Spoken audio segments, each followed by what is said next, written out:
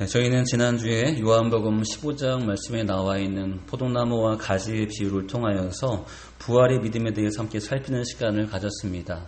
우리가 예수님의 부활을 몰라서가 아니라, 부활을 안 믿어서가 아니라 부활하신 주님과 연합되어 있는 여러분과 저의 삶의 실체를 알기 위해서 우리는 지난주의 말씀을 대하였습니다. 성도된 자를 향한 가장 정확한 비유의 말씀 가운데 하나였던 것은 우리가 가지에 연합되어 있는, 가지와 나무와 연결되어 있는 가지인 것에 대해 살피는 시간을 가졌다는 것이죠. 마치 포도나무 가지와 같이 믿음 안에 거듭난 성도는 부활의 주님과 연합되어서 그분과 함께 연결되고 그분과 함께 살아가야 되는 삶의 방향에 대해서 보는 것이 우리가 지난주에 보았던 말씀의 내용들입니다.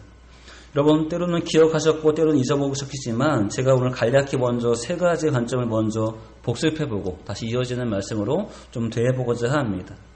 지난주에 보았던 말씀 가운데 중요했던 것은 포도나무의 가장 이상적인 모습은 가지와 나무와 구분됨이 없는 연결되어 있는 가지의 모습인 것을 말씀드렸습니다.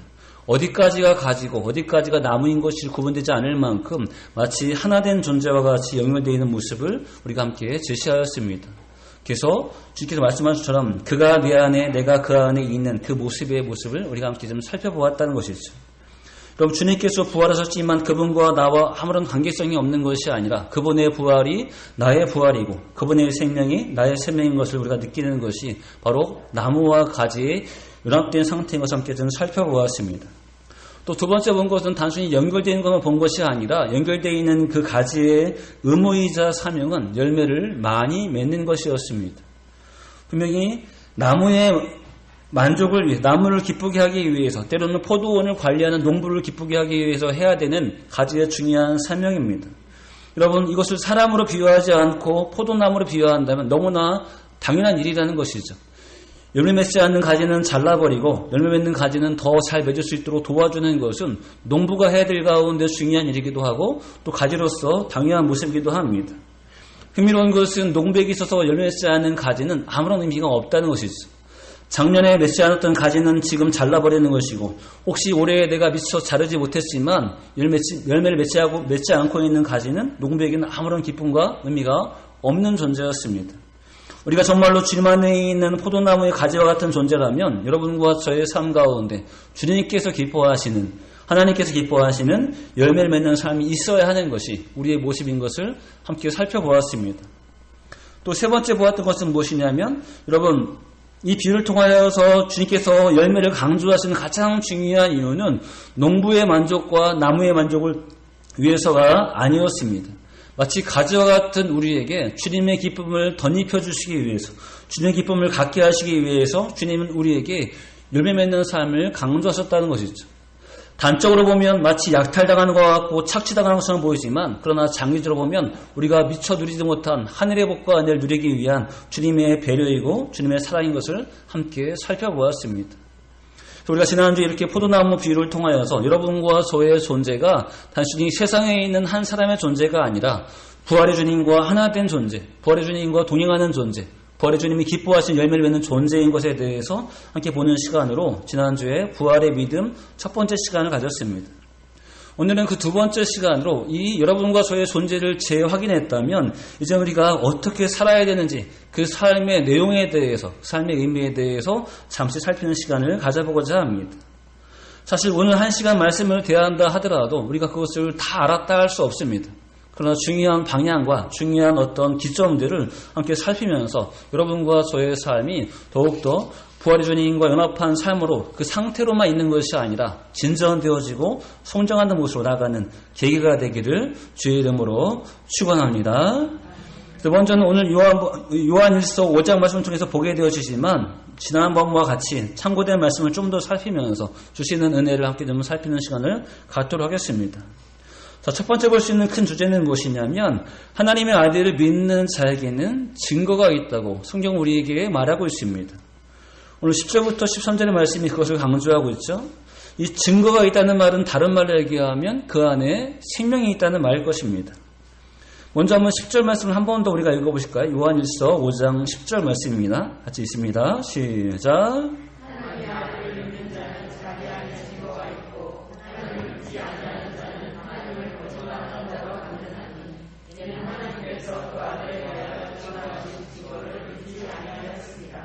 아멘. 여러분, 중요한 것은 지금 아들이 있냐 없냐를 고민하는 것이 아니라는 것이죠. 하나님의 아들은 분명히 계십니다. 그런데 이 계시는 것을 전제로 고민한 것은 무엇이냐면 그 아들의 존재를 믿냐 믿지 않냐를 지금 고민하고 있다는 것이죠. 그리고 중요한 것은 아들을 믿는 자에게는 다른 말로 얘기하면 그 안에 증거가 있다는 것입니다. 마치 지난주에 우리가 요한복음 15장을 통해서 본 바와 같이 그가 내 안에 내가 그 안에 있다는 그 말과 같이 그의 삶은 이전과 전혀 다른 존재와 상징으로 지금 보여줄 수 있다는 것이죠. 그래서 요한일서는 같은 저자이기도 하지만 분명히 요한일서 강조하는 것은 믿는 자에게는 그 안에 증거가 있음을 말하고 있습니다. 나무와의 온전한 연합을 의미하기도 하고 또 성령님께서 내주하시고 함께 하시는 모습을 말하기도 합니다. 적어도 분명한 것은 믿음이 없는 자와 분명히 구분되는 뭔가의 특별한 역사와 능력이 있음을 우리에게 말하고 있습니다. 그래서 여러분과 저의 존재는 세상을 살고 있는 하나의 피조물, 하나의 인간으로 존재하는 것이 아니라 겉모습은 비슷하지만 그러나 그 속을 들여다보면 있고 없고의 차이에 있어서 여러분과 저에게는 하나님의 놀라운 증거와 역사가 있음을 성경은 우리에게 말해주고 있습니다. 근데 중요한 것은 이것이 여러분과 저 스스로 특별한 존재가 되었다는 것이 아니죠. 주님이 없으셔도 하나님이 없으셔도 우리 스스로 그렇게 특별한 존재가 되었다는 말이 아닙니다. 우리만 놓고 보면 별반 아무것도 아닌 존재이지만 그러나 부활의 주님과 연합할 때 하나님의 아들을 우리가 받아들일 때 그 아들을 믿을 때 여러분과 저의 존재가 우리가 할 수 없는 특별한 존재로 바뀌어짐을 성경은 우리에게 말하고 있습니다. 이미 우리가 많이 아는 바와 같이 그래서 이 특별한 존재에 대해서 얘기할 때 죄를 사함받은 자, 때로는 구원을 받은 자, 거듭난 자, 그리고 예수님의 재림을 기다리는 자, 영원한 그 나라에서 살 자 이렇게 표현하기도 합니다. 그것이 여러분과 저의 특별함을 상징하는 말이기도 하고 그것은 놀라운 것은 어떤 듣기 좋은 말로 우리의 귀를 즐겁게 하는 것이 아니라 여러분과 저의 실체를 설명한 것입니다. 살아있고 움직이는 그 실체를 말할 때 이렇게 성경 우리에게 특별한 존재로 말하고 있습니다. 그렇다면 이와 반대되는 의미에서 아들이 없다고 하는 자, 그 사람은 어떤 사람일까요? 결국은 아들을 믿지 않는 자이죠. 또 중요한 것은 그는 어쩌면 자신 있게 아들이 없다 얘기할지 모르겠습니다. 근데 성경은 바로 그 사람을 얘기할 때 그렇게 믿고 그렇게 말하는 자는 하나님을 거짓말하는 자로 만드는 자라고 지금 말하고 있습니다. 여러분, 그가 복음을 믿지 않을 때, 하나님의 말씀을 듣지 않을 때 그의 말이 맞고 하나님의 말씀이 틀린 것이 아니라 결국은 그의 말은 변함없이 틀린 것입니다. 근데 단순히 틀렸다는 말이 아니라 진리에 대해서 거부한, 진리에 대해서 대적한, 진리에 대해서 수용하지 않는 그 죄가 다시 그에게 덧입혀지게 되어진다는 것이죠. 여러분, 믿지 않는다는 말로 어떤 의미를 다시 연결해 볼 수 있을까요? 내가 저 사람의 말을 믿지 않아 라고 얘기할 때 그것을 어떻게 우리가 다른 의미로 의역해 볼 수 있을까요? 그 사람의 말을 거짓말로 여긴다고 할 수 있겠죠? 오늘 성경이 말하고 있는 바처럼. 그러면 그 말을 들을 때 잘 들을까요? 다른 말로 얘기하면 귀를 기울여 듣지 않는다는 말입니다. 그리고 그 사람이 말하는 것을 때로는 무시하고 멸시한다는 말이겠죠? 그 사람의 말을 조롱한다는 말이겠죠? 설마 진짜? 그래? 이렇게 하지 않겠습니까? 왜냐하면 나는 믿지 않기 때문에 그렇습니다. 그러므로 아들을 믿지 않는 자는 마치 하나님을 향하여서 이렇게 조롱하고 멸시하고 때로는 이렇게 주님께 대적하는 모습이 있음을 말하고 있습니다. 여러분, 이 사람에게도 증거가 있습니다. 어떤 증거가 있을까요? 아들이 있는, 아들을 통한 증거가 아니라 아들이 없는 증거가 그에게 있다는 것이죠. 절대 그에게 아들이 없는, 절대 아들로 인해서 주어지는 혜택이 없는 증거가 그에게 있다는 것입니다. 아들이 있는 자에게 구원이 있는 것이라면 아들이 없는 자에게는 구원과 반대편의 증거가 그에게 있게 되어지는 것입니다. 성경은 분명히 여러분과 저에게 첫 번째 말하는 것은 아들을 믿는 자는 그 안에 명백한 증거가 있다는 것이죠. 그러면 이 증거가 있고 없고의 차이를 어떻게 말하고 있을까요? 12절이 말하고 있습니다. 아들이 있는 자에게는 생명이 있고 하나님의 아들이 없는 자에게는 생명이 없느니라. 아멘. 생명이 있는 것도 증거이지만 생명이 있는 것에 비해서 생명이 없는 것도 증거입니다. 긍정적인 증거와 부정적인 증거가 양쪽으로 나눠짐을 지금 말하고 있습니다. 또 11절과 13절에서 조금 더 얘기할 때 아들이 있는 자가 누리는 생명의 실체는 단순히 육신의 생명의 실체를 말하는 것이 아니라 이것을 넘어선 영원한 생명인 것을 분명히 우리에게 다시 한번 말해주고 있습니다. 10절 볼까요? 또 증거는 이것이니 하나님이 우리에게 영생을 주신 것과 이 생명이 그의 아들 안에 있는 그것이니라. 아멘. 그렇죠? 여러분, 아들이 안에 있다는 것은 우리 안에 생명이 있대 영원한 생명이 있음에 대해서 우리에게 말해주고 있습니다. 13절 한번 다시 한번 읽어볼까요? 13절 있습니다. 시작.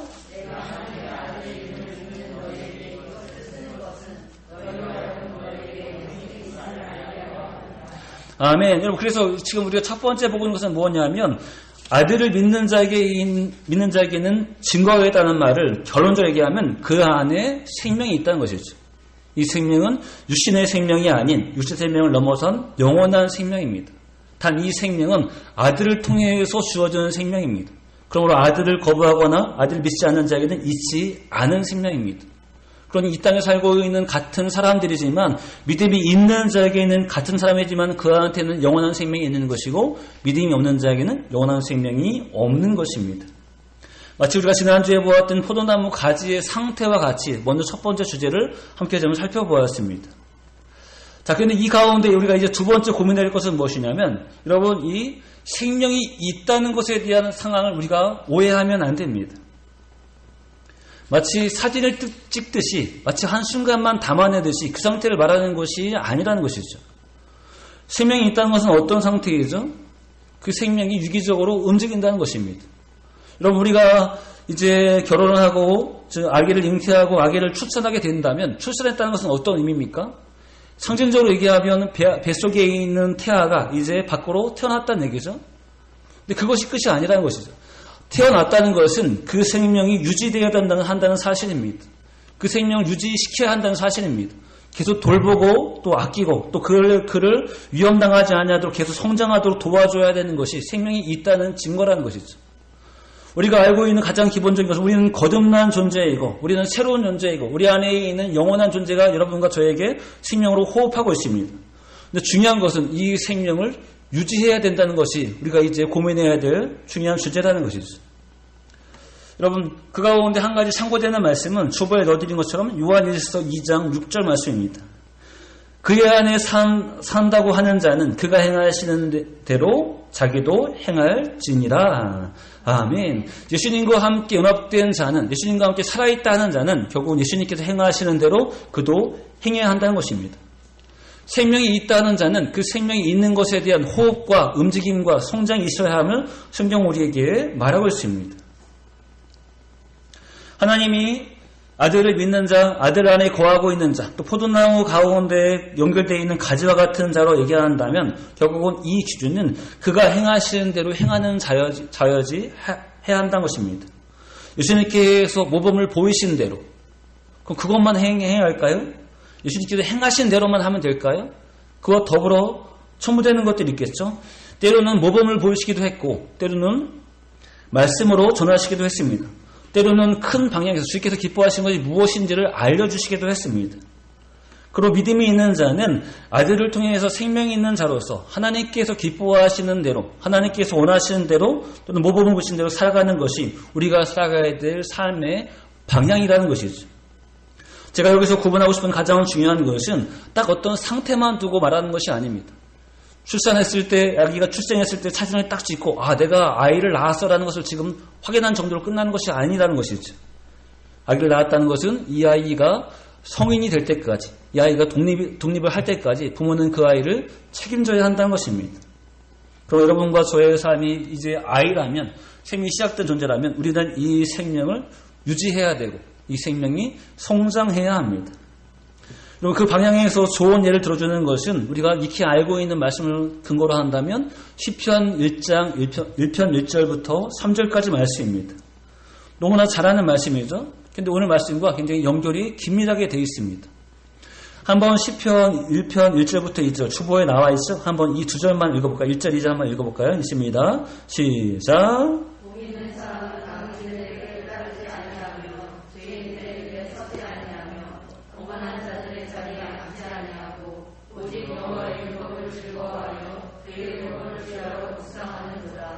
아멘. 여러분, 여기서 말하고 있는 복 있는 사람은 어떤 상태만 얘기하는 것이 아니죠. 실제 그 사람이 유지되고 있는 모습을 얘기하는 것입니다. 실제 살아가고 있는 모습을 얘기하는 것이죠. 그리고 여기서 말하고 있는 복 있는 사람의 그 핵심은 굉장히 간단하고 또 쉽게 이해할 수 있습니다. 뭘까요? 하나님이 기뻐하시지 않는 악인들의 삶을 따라가지 않는 것이고, 그리고 반대로 오직 하나님을 기뻐하고 그분께서 기뻐하시는 삶을 사는 것이 결국은 복 있는 사람입니다. 우리가 우리의 기준 얘기한다면 과거 옛사람의 습관과 어떤 욕구와 욕망을 따라가지 않고 이제는 거듭난 존재로서 주님이 기뻐하시고 주께서 말씀하시고 주께서 원하시는 대로 살아가는 것, 바로 그것이 복 있는 사람의 모습이라는 것이죠. 자, 근데 흥미로운 점은 1절과 2절을 가만히 보시면 여러분, 우리가 뭘 보지 않냐면 악인들의 꾀와 죄인들의 길에 대한 내용을 보지 않습니다. 악인들이 우리에게 무슨 꾀를 던졌죠? 죄인들의 길이 어떤 종류의 길이었죠? 여러분 아십니까? 모르시죠? 저도 모릅니다. 그럼 반대로 그 사람이 즐겨 묵상하던 그 여호와의 율법과 말씀이 어떤 내용이었습니까? 그건 역시 우리가 알 수 없습니다. 중요한 것은 여러분과 제가 우리의 길을 감에 있어서 내가 그 내용을 들어보고 내가 생각해보고 내가 결정해서 이건 쓸만한 것 같아 라고 따라가는 것이 아니라는 것입니다. 우리한테 결정권이 있는 것이 아닙니다. 그 내용에 따라서 우리가 좌우되는 것이 아닙니다. 만약에 그 내용을 기준으로 여러분과 저의 삶을 좌우한다면 우리는 거의 100% 다른 길을 갈 가능성이 많다는 것이죠. 사단이 우리에게 악인의 길을 꾀할 때, 죄인의 길을 꾀할 때 우리가 달콤한 유혹으로 우리를 유혹할 수 있기 때문에 우리는 그것을 들었을 때에는 미혹될 수 있다는 것이죠. 여기서 강조하는 중요한 것은 우리가 그 내용을 어떻게 들었냐에 대한 기준이 아니라 정말 중요한 길이 어디냐를 기준으로 먼저 하고 있습니다. 악인의 길이 아무리 좋아 보여도 결론은 사망과 시올로 내려가는 길입니다. 의인의 길이 여호와 율법이 아무리 부담스러워도 결론은 그 삶을 살아간다면 그 사람이 영원한 복과 은혜 가운데 거하는 것입니다. 우리가 그 내용이 무엇일까를 고민하기보다 내 삶의 방향이 어디를 향하고 있느냐가 가장 중요한 것이라는 것이죠. 그리고 이제 우리가 나가야 될 방향은 어떤 사람입니까? 이제는 악인의 꾀와 죄인의 길을 따르는 길이 아니라 여호와께서 보여주신, 여호와께서 말씀하신, 여호와께서 원하시는 그 삶을 살아가는 것이 여러분과 저의 삶의 방향이라는 것이죠. 그리고 그 여호와께서 원하신다는 것은 결국은 그 원함의 길을 따라갈 때 여러분과 저의 욕구와 어떤 의지가 때로는 꺾여져야 하고 순종해야 함을 거기에 포함되어 있는 내용으로 볼 수 있습니다. 그리고 그렇게 살아갈 때 그 상태에 대한 복을 얘기할 때 잘 알고 있는 3절에서 한 번 더 말해주고 있습니다. 여기서 그는이라고 얘기했습니다. 그는 어떤 사람이죠? 1절과 2절에서 말하고 있는 바와 같이 악인의 길을 따르지 않고 여호와의 율법을 묵상하고 즐거워하는 자입니다. 자, 그를 이제 나무로 비유합니다. 시내가에 심은 나무가 철을 따라 열매를 맺으며 잎사귀가 마르지 아니함 같으니 그가 하는 모든 일이 다 형통하리로다. 아멘. 그럼 같은 고민을 한번 해볼까요? 여러분, 그 나무가 어떤 나무이죠? 밤나무입니까? 도토리 나무입니까? 어떤 나무이죠? 그 나무가 어느 시내가에 심겼죠? 원삼입니까? 좌왕입니까? 어디 심겼죠? 그 나무가 얼만큼 많은 열매를 맺었죠? 그것도 역시 우리가 다 알 수 없습니다. 저 나무의 종류도, 나무가 심겨진 시내가의 어떤 자리도, 또 열매 양도 우리 알 수 없습니다. 여기서 강조하는 것은 이것을 말하고자 함이 아니죠. 결국은 뭡니까? 그가 하는 모든 일이 다 형통할 거라는 것이죠. 그것을 강조하는 범위에 있어서 한 나무에 비유해서 정말 부러울 것이 없는, 정말 부족할 것이 없는 그 상태로 우리의 형통을 이렇게 비유해주고 있습니다. 그럼 이 형통은 어디에서 주어지는 형통일까요? 생명에 주어지는 가장 근본적인 목적처럼 이 땅의 삶에서 주어지는 생명이 아닌 영원한 생명이 이어지는 것처럼 바로 그 사람은 하나님 안에서 영원한 복과 영원한 은혜를 누리며 그 가운데 살 것에 대한 것을 이렇게 표현하고 있습니다. 그러므로 여러분과 저의 삶은 이제 믿음 안에 새로운 존재로 우리가 거듭남과 더불어 우리가 그 삶이 움직여야 함을, 그 삶이 성장해야 함을 말하고 있습니다. 단순히 이 땅에서의 성공으로만 끝나는 삶이 아니라 이제부터 영원토록 이어지는 삶, 그리고 그 영원한 복 가운데 거하는 삶을 여러분과 저에게 성경은 보여주고 있다는 것이죠. 그럼 이제 여러분과 저의 삶 가운데 내가 들어보고 그 내용에 따라서 삶의 방향을 좌우로 결정하는 것이 아니라 이제 이미 주님과 거듭난 주님의 부활과 하나 되인 여러분과 저의 존재가 이제는 그분께서 이끄시는 대로 잘 따라가며 이끄시는 대로 잘 순종하며 기뻐하시는 열매를 맺는 것이 우리의 삶인 것을 보시고 그 가운데 거하시기를 주의 이름으로 축원합니다. 자, 그렇다면 이렇게 우리의 방향이 그렇다면 우리는 어떤 싸움을 싸워야 할까요? 이 열매를 맺기 위해서 어떤 과정을 거쳐줘야 할까요? 어떤 것을 조심하고 어떤 것을 조심하지 않아야 할까요? 바로 그 예를 볼 수 있는 것이 요한일서 2장 14절부터 17절까지 말씀입니다. 여러분 14절 말씀, 요한일서 2장 14절 말씀 주보에 나와 있을 텐데 한번 같이 읽어볼까요? 2장 14절 읽습니다. 시작. 아비들아 내가 너희에게 쓴 것은 너희가 아버지를 알았으며 아비들아 내가 너희에게 쓴 것은 너희가 태초부터 계시니를 알았으며 청년들아 내가 너희에게 쓴 것은 너희가 강하고 하나님의 말씀이 너희 안에 거하시며 너희가 흉악한 자를 이겼습니다. 아멘. 오늘 요한일서 2장이 어떤 오늘 본문의 전부가 아니기 때문에 내용을 깊이 들어가지는 않습니다. 그러나 중요한 것을 좀 다루겠습니다. 여기서 말하고 있는 아비들과 청년들은 어떤 것을 기준으로 이렇게 말하고 있을까요? 여러분과 저희 육신의 나이, 육신의 상태 기준으로 말하는 것일까요? 내 나이가 어리기 때문에 아이고 내 나이가 많기 때문에 아비들입니까? 어떤 기준으로 말할까요? 사실은 육신의 나이를 기준으로 말하는 것이 아니라 우리의 신앙적인 상태를 두고 말하는 것이겠죠.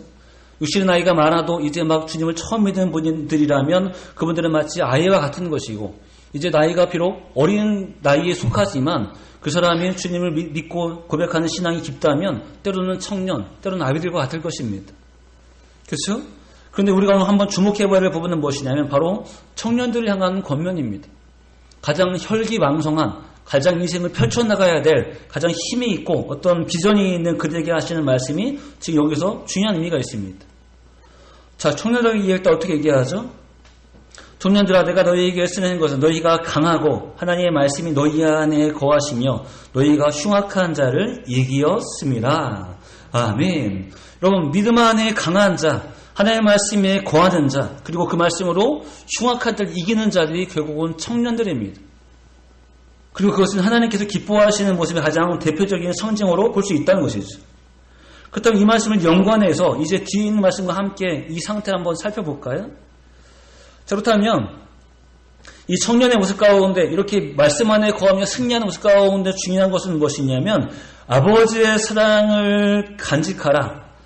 아버지의 사랑으로 세상을 살아가는 말과 연관되어 있다는 것이죠. 우리 한번 15절 볼까요? 이 세상이나 세상에 있는 것들을 사랑하지 말라. 누구든지 세상을 사랑하면 아버지의 사랑이 그 안에 있지 아니하니. 아멘. 여러분 아버지의 사랑이 그 안에 있지 아니하다면 그 사람은 청년일까요? 아닐까요? 청년이 아니겠죠? 청년의 상징은 무엇입니까? 하나님 말씀 안에 거하며 그 말씀을 흉악한 자를 이기는 자가 청년이잖아요. 그러니까 아버지 안에 굳건히 거하고 있는 자가 청년이잖아요. 그런데 만약에 그 사람이 아버지 안에 거하고 있지 않다면 이전에는 청년인지 모르겠지만 적어도 지금의 삶 가운데 청년이 아니라는 것이죠. 자, 그리고 이것은 어디와 관계가 있냐면 앞에서 말하고 있던 시편 1편 1절부터 3절 말씀에 있는 복 있는 자와도 연관되어 있는 말씀입니다. 여러분 조금 복잡하지만 좀 자세히 함께 잘 들어주시기 바랍니다. 자, 그러므로 한번 이렇게 고민해 보실까요? 여러분 사랑한다는 말을 우리가 이 말씀에 비춰본다면 우리가 누군가를 사랑할 때 나타나는 변화가 무엇이죠? 그 사람을 위해서 희생할 수 있는 각오를 하는 거지 않습니까? 그 사람을 위해서 나를 헌신할 수 있는 준비가 되어 있는 것이지 않습니까? 사랑한다는 것은 내 자신을 내어준다는 말이고 사랑한다는 것은 내 자신의 생각과 행동을 그 사람에게 맞추어 준다는 것입니다. 그런데 여기 15절 보면 이 세상이나 세상의 것들을 사랑하지 말라라고 말합니다. 만약 여러분과 제가 세상을 사랑한다면 우리가 어떻게 살아갈까요? 세상이 기뻐하는 대로 여러분과 저의 삶을 맞추는 것이고 세상이 원하는 대로 우리는 그 방식대로 살아가는 것이 세상을 사랑하는 자의 삶이라는 것이죠. 자, 그런데 지금 고민할 때가 단계가 아닙니다. 우리는 누구입니까? 부활하신 주님과 연합된 존재이죠. 성도는 거듭난 존재입니다. 성도는 포도나무의 가지와 같은 존재입니다. 이미 이전의 삶과 관계없는 새로운 자리에서 새로운 역할과 모습으로 서 있는 존재가 바로 성도라는 것이죠. 그것이 여러분과 저의 실체의 자리입니다. 사진으로 찍은 상태가 아니라 여러분과 저의 실체의 자리가 바로 이 상태입니다. 자, 그렇다면 이 사람이, 바로 이 상태의 성도가 만약에 세상을 사랑한다는 것은 무엇을 의미하는 것일까요? 자신의 있는 지금의 이 모든 자리를, 모든 위치를 파기한다는 것입니다. 이 자리의 위치가 무너진다는 것이고, 이 자리가 없어진다는 것이고, 이 받았던 모든 은혜가 무효화된다는 것입니다. 그것은 어떤 의미일까요? 포도나무에 비유하면 나무와 잘 연결되어 있는 가지의 상태가 아니라 잘려나간 가지와 거의 비슷한 모습으로 볼 수 있다는 것이죠. 악인의 꾀와 죄인들의 길에 서지 않는 삶이 아니라 악인들의 꾀와 죄인들의 길을 가고 있는 자의 모습을 말하는 것입니다. 그럼 이 사람은 어떤 사람입니까? 복 없는 사람입니다. 열매 없는 사람입니다. 그래서 15절 말씀은 여러분과 저에게 부탁하는 말씀이 아닙니다. 15절 말씀은 이 세상이나 세상에 있는 것들을 사랑하지 말라는 이 말씀은 여러분과 저에게 경고하는 말씀입니다. 왜냐하면 세상을 사랑하는 자는 아버지의 사랑이 그 안에 있지 않기 때문입니다. 세상을 사랑하는 자는 하나님께서 거듭나게 하신 그 심령과 실체가 무너져버리고 없어지기 때문에 그렇습니다. 그럼 여러분과 저의 삶에 무엇을 조심해야 되죠? 우리는 세상이나 세상에 있는 것들을 사랑하지 말아야 합니다. 주님과 더불어 살아가는 것이 아니라 그것을 사랑하는 순간 여러분과 저에게 있는 이 모든 은혜의 일들은 무너지는 것임을 성경은 우리에게 경고하고 있습니다. 또 두 번째 16절 통해서 보게 된다면 이 세상에 있는 것은 마치 악인의 꾀와 죄인들의 길과 같이 하나님과 정 반대편에 서 있는 것입니다. 16절 말씀 한번 읽어볼까요? 요한일서 2장 16절 있습니다. 시작.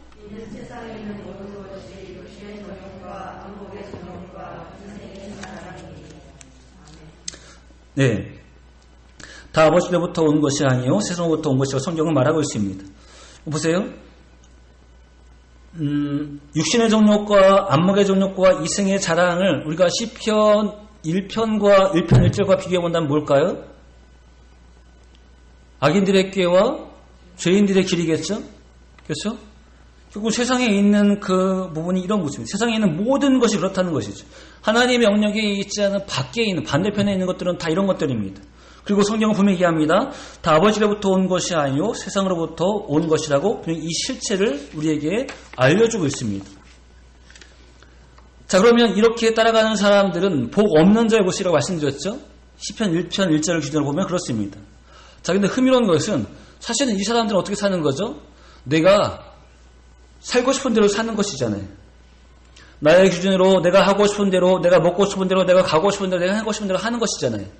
마치 그 사람이 정말 행복해 보이고 복 있는 사람처럼 보이지만 성경은 결론적으로 얘기할 때 그 사람에게는 복이 없다라고 얘기합니다.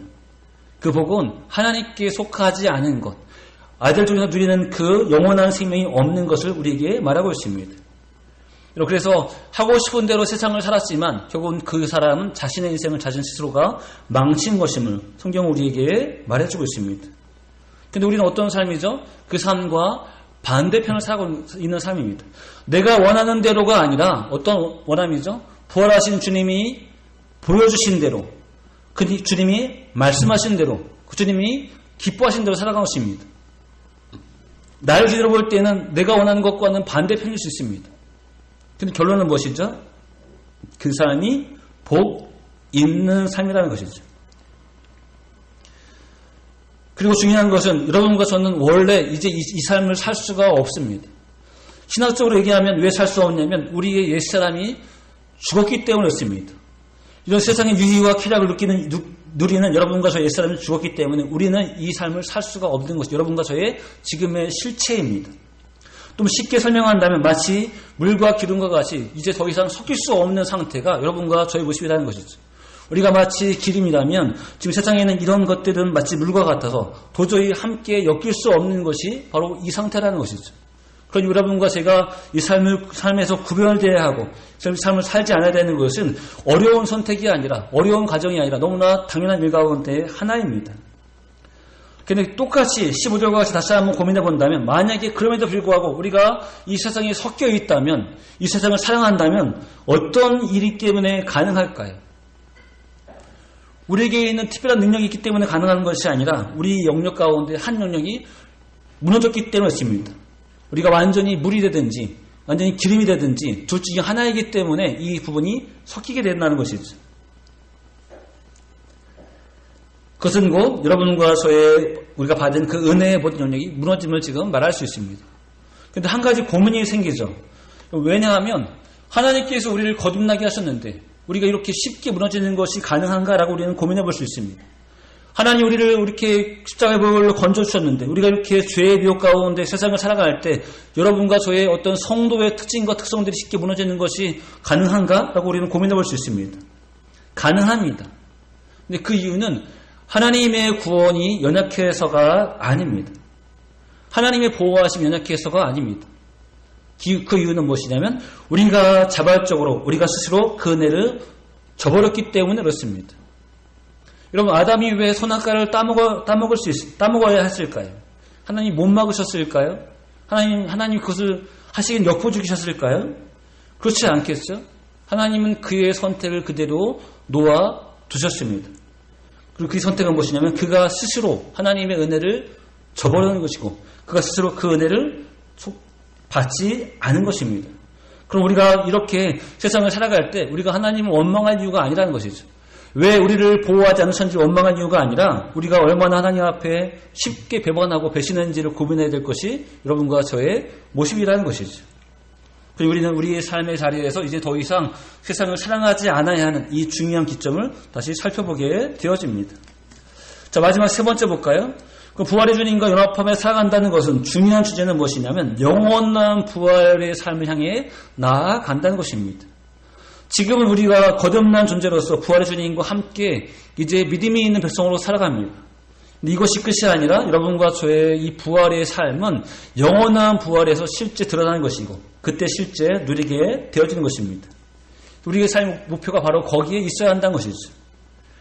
그것을 잘 보여줄 수 있는 예가 히브리서 11장에 나와 있는 이 부활을 소망하는 자들의 삶인 것을 함께 예를 들어 볼 수 있습니다. 물론 초대교회의 상황과 우리가 좀 상황이 좀 다르지만 적어도 그 마음과 그 정신만큼은 함께 본받아야 한다는 것이죠. 여러분 히브리서 11장 35절 제가 읽겠습니다. 여자들은 자기의 죽은 자들을 부활로 받아들이기도 하며 또 어떤 이들은 더 좋은 부활을 얻고자 하여 심한 고문을 받되 구차히 풀려나기를 원하지 아니하였으며 아멘. 여자들은 이미 죽은 자신들의 가족과 자신들의 배우자와 자신들의 어떤 동행자들을 받아들일 때 그것을 죽음으로만 받아들이지 않습니다. 어떻게 받아들이죠? 부활로 받아들인다는 것이 이제 주님 나라에서 함께 만날 것에 대해서 그들이 주님 나라에서 함께 살아있을 것에 대해서 그들이 받아들입니다. 그러니 결코 죽음이 그들에게 슬픔의 이유가 되지 않습니다. 또 이어지는 말이 뭡니까? 여자들을 포함한 다른 많은 삶을 가운데 특징이 무엇이냐면 더 좋은 부활을 얻기 위해서 나아가는 삶의 모습이 있다는 것이죠. 그리고 그 더 좋은 부활을 얻기 위한 값은 육신적으로 본다면 고문과 고통과 아픔의 문제인 것을 볼 수 있습니다. 그런데 구차히 이 일을 풀려나기를 구하지 않음을 성경은 우리에게 말해주고 있습니다.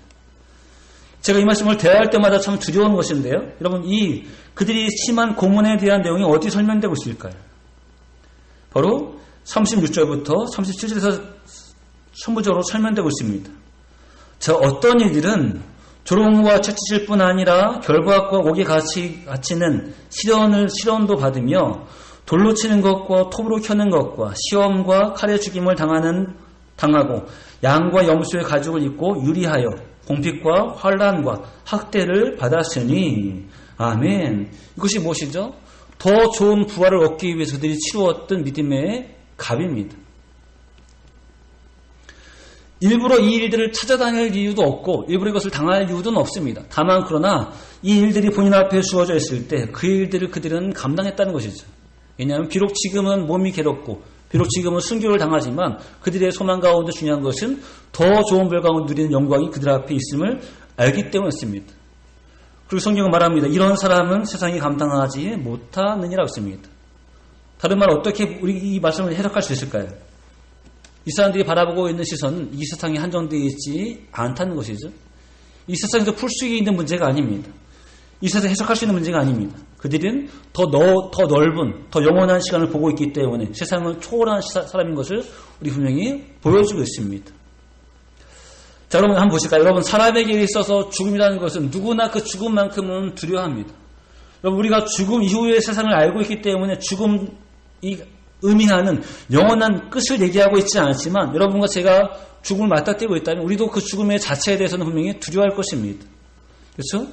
예수님께서 신성과 인성 중에서 한 인성을 가지고 십자가를 두고 고뇌하셨던 것처럼 분명히 한 인간으로서 죽음은 굉장히 두려운 문제이기도 합니다.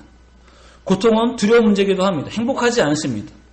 놀라운 것은 그럼에도 불구하고 그것이 죽음이든 채찍이든 돌에 맞는 것이든 그것 이후에 주어지는 상급이 무엇이냐에 따라서 죽음을 맞이하는, 고통을 맞이하는 태도가 달라진다는 것이죠.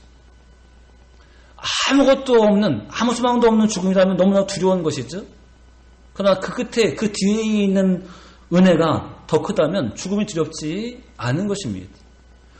아무것도 없는 고통이라면 너무 괴롭겠죠. 그러나 그 고통이 나한테 큰 보상을 준다면 고통의 문제가 그냥 괴로움만이 아닐 것입니다. 좀 죄송한 표현이지만 한번 우리가 물질적인 가치로 한번 이 고통을 환산해 볼까요? 여러분, 예수님께서 맞으셨던 채찍을 기억하십니까? 그 채찍의 끝에 쇳덩어리나 동물의 뼈가 있어서 채찍을 휘두를 때 그것이 원심력에 의해서 몸을 확 살에 찍히게 되어집니다. 그리고 그것을 땡기면 살이 파이고 살이 찢어지는 것이 예수님께 맞으셨던 채찍입니다. 여러분, 그 채찍을 여러분과 제가 30대를 맞아야 한다면 어떨까요?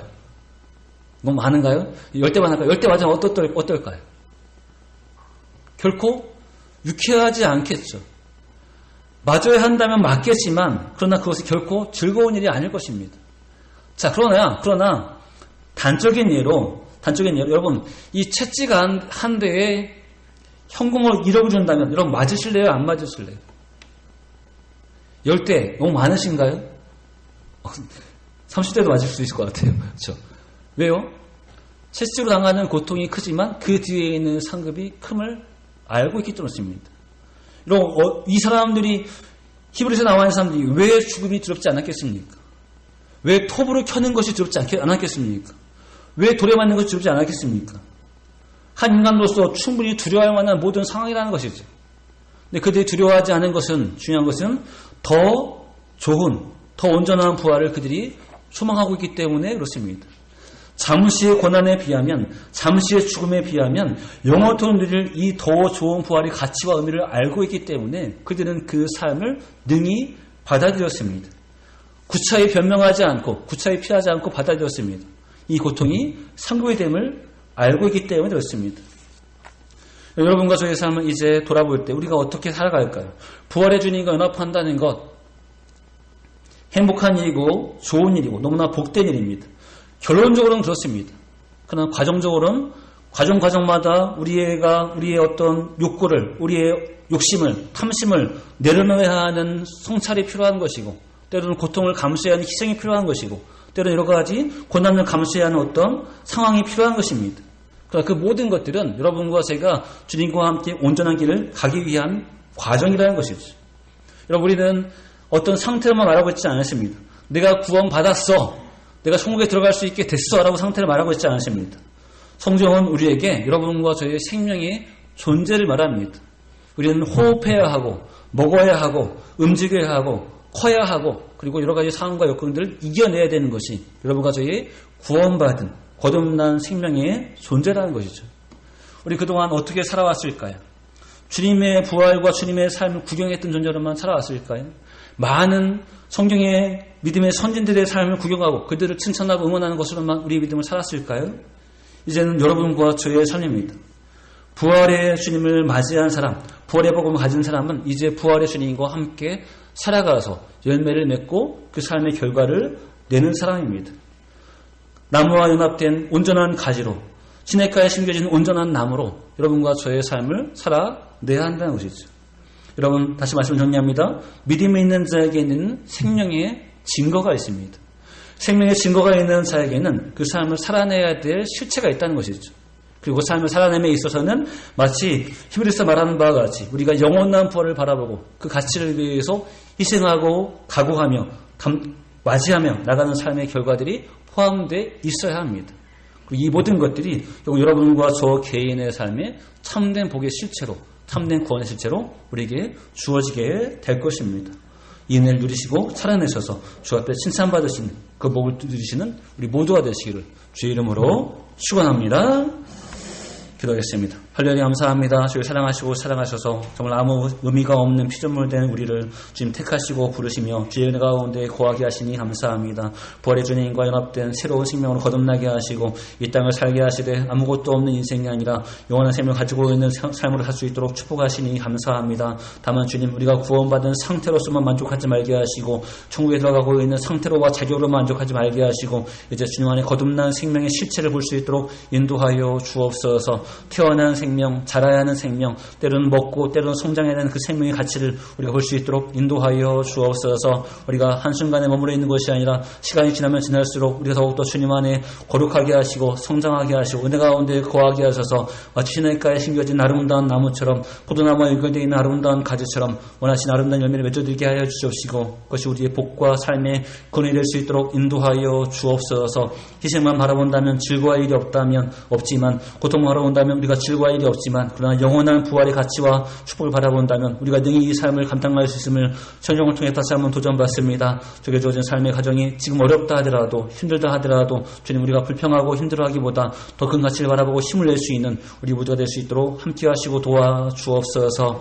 각자의 삶의 자리에서 주님 평범한 성도로서의 삶을 살게 하시지만 그러나 더욱더 승리한 성도로 살 수 있도록 주님 주관하시고 그 삶을 인도하여 주옵소서. 감사드리고 영광을 드리오며 예수님의 이름으로 기도합니다. 아멘.